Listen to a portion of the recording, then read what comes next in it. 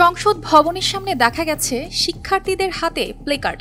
তাতে লেখা ছিল, এখানে গণভবন ও সংসদ ভবনের জিনিসপত্র গ্রহণ করা হচ্ছে। জাতীয় দৈনিকের তথ্যানুযায়ী এরই মধ্যে অনেকেই প্রিন্টার, কম্পিউটারের সিপিইউ, জামাকাপড়, চেয়ার, ওয়াকিটকি, কিছু বই ও খেলনা সহ বেশ কিছু সামগ্রী ফেরত দিয়েছেন। যেহেতু আমরা রাষ্ট্র সংস্কারের কাজে নেমেছি এবং আমাদের সাথে সাধারণ জনগণ যারা যে জিনিসগুলো নিয়ে গিয়েছিল অনেকেই এসে আমাদের এগুলো হাতে দিয়ে গেছে, সেই জন্য আমরা সবাই খুব খুশি। 100 গ্রাম রাঁধুনি হলুদ বা মরিচের গুঁড়ার সাথে 2টি এবং 200 গ্রামের সাথে 4টি রাঁধুনি স্বাদ মিশালি ফ্রি।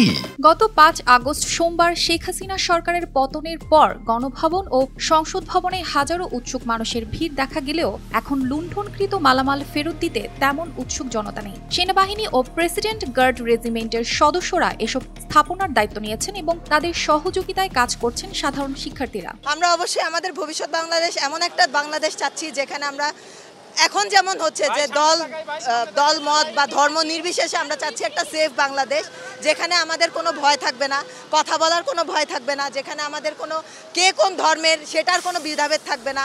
গণভবন এলাকায় দেয়ালের ভাঙা অংশ দিয়ে সাধারণ মানুষের প্রবেশ ঠেকাতে কাঠবোর্ড, স্টিলের আলমারি, লোহার ব্যারিকেড, টিন, তক্তা প্রভৃতি দিয়ে প্রতিবন্ধকতা তৈরি করা হয়েছে।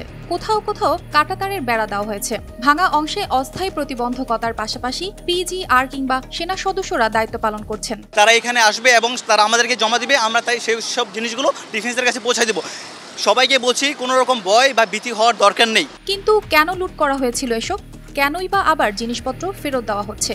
সংগ্রহকারী ছাত্রছাত্রীরা জানায়, অনেকেই উত্তেজনার বশে গণভবনে ঢুকে পড়েছিলেন এবং বাকিদের দেখাদেখি জিনিস তুলে নিয়ে গিয়েছিলেন। এখন পরিস্থিতি কিছুটা শান্ত হওয়ায় তারা বিষয়টি বুঝতে পেরেছেন এবং ফেরত দিচ্ছেন। 5 আগস্ট ছাত্র ও জনস্রোতের গণ অভ্যুত্থানের মুখে শেখ হাসিনা দাম্ভিক ক্ষমতা ও নিজের সার্গিত্যের বিপদে ফেলে জীবন নিয়ে পালান। এরপর হাজারো জনতা জয় উল্লাস করতে করতে গণভবন ও সংসদ ভবনে ঢুকে পড়ে এবং শুরু হয় লুটপাট। পোষা কুকুর থেকে শাড়ি, কোনো কিছুই বাদ যায়নি এই লুটপাটে। যে যেভাবে পেরেছে সবকিছু নিজের সামগ্রী মনে করে ঘরে নিয়ে গেছে। তবে পরিস্থিতি শান্ত হওয়াতে অনেকেই লুটকৃত জিনিসপত্র ফেরত দিচ্ছেন।